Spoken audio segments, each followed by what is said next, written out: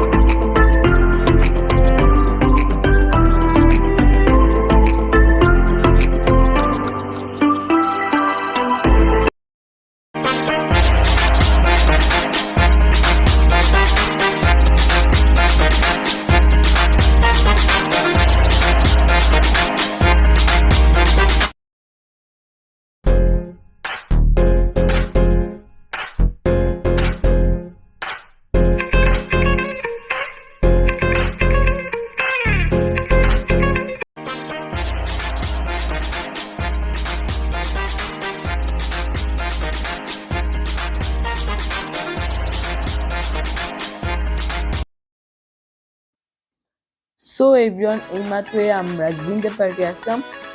So guys জিন্দা পার্কে entry fee হচ্ছে পার পারসন 100 টাকা। গাইজ আপনি যদি আপনার সাথে কোনো ছোট বাচ্চা আনেন, তার কোনো টিকিট প্রয়োজন নেই।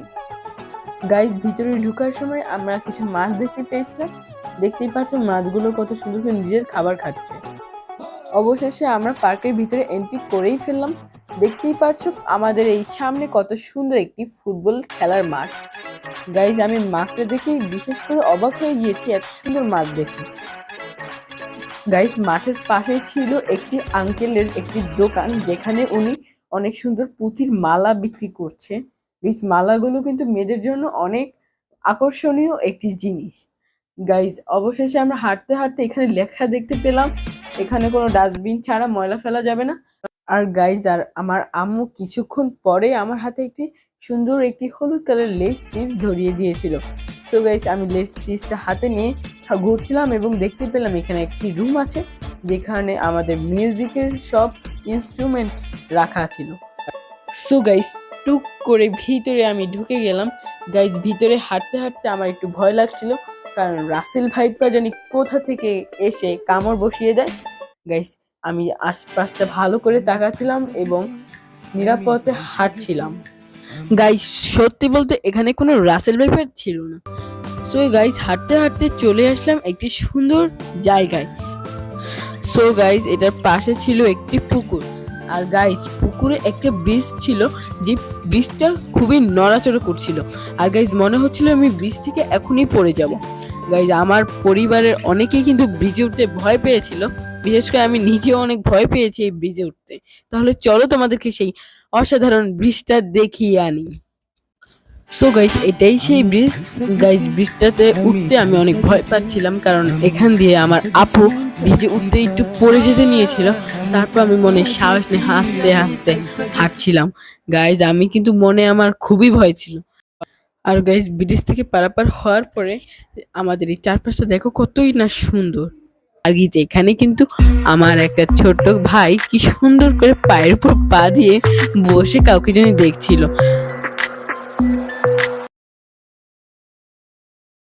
সো গাইস হাঁটতে হাঁটতে দেখি এখানে কতগুলি সুন্দর গাছ একই ধারে দাঁড়িয়ে আছে। এই গাছগুলো কিন্তু ফটো শুটের জন্য বেস্ট একটা পারফেক্ট জায়গা হতে পারে। সো গাইস গাছগুলোকে আমার দেখতে দেখতে খুবই ভালো লাগছিল। আর এখানে আমরা অনেকেই অনেক সুন্দর সুন্দর ছবি তুলেছি। সো গাইস এই পার্কটা যে কত বড় ছিল, ঘুরে ঘুরে আমি নিজেই অনেক হাঁপিয়ে গিয়েছিলাম। সো গাইস হাঁটতে হাঁটতে গাইস দেখো এই জায়গাটা পুরো অ্যামাজন জঙ্গলের মতো লাগছিল। সো আমি কিন্তু এই জায়গাটাই সবচেয়ে বেশি ভয় পেয়েছি। সো গাইস এই সাপ সাপ সাপ গাইস সাপ, আমি আমার এটা বলে আমি আমার ছোট ভাইকে খুবই ভয় দেখিয়েছিলাম, ও কিন্তু আসলে অনেক ভয় পেয়েছে। সো এভরিওয়ান হাঁটতে হাঁটতে একটি সুন্দর জায়গায় চলে গিয়েছিলাম, যেই জায়গায় অনেক সুন্দর ছিল। আর গাইজ এখানে একটি মামা দেখছি কি সুন্দর করে ফুচকা এবং চটপটি বিক্রি করছিল। আর গাইজ সেই মামার চটপটির স্বাদ ছিল অন্যরকম। তো গাইজ সেই মামার থেকে আমরাও কিন্তু এক প্লেট ফুচকা নিয়ে নিয়েছি এবং তোমরা সিনেমেটিক ভিউর মাধ্যমে দেখে নাও।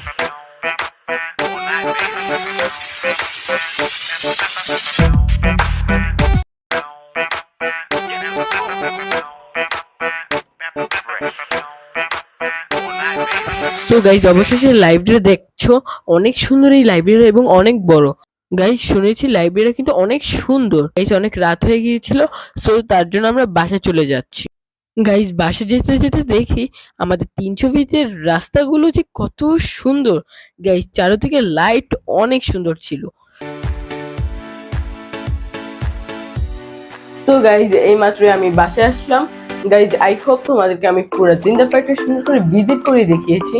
গাইজ আই হোপ তোমাদের পুরো ভিডিওটা খুবই ভালো লেগেছে। So everyone thanks for watching this video and guys don't forget like and subscribe. So by.